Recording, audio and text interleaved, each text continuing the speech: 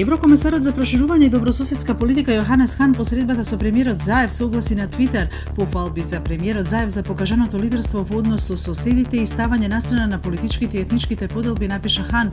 Хан учествуваше и на тематската владина седница посветена на итните реформски приоритети.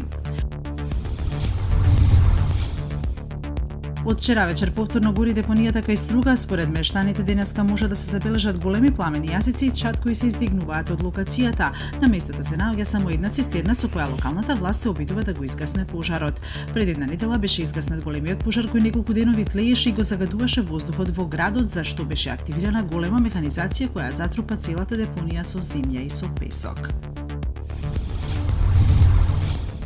Левата коалиција предводена од социјалистите на Еди Рама со освоени 76 пратеници е победник на вчерашните парламентарни избори во Албанија, потврдуваат првичните неофицијални резултати. Веднаш задња е коалицијата на десницата Нова република предводена од демократите на Љујзин Баша со 41 пратеничко место. На вчерашните избори забележана е најниска излезеност досега од 45,17%.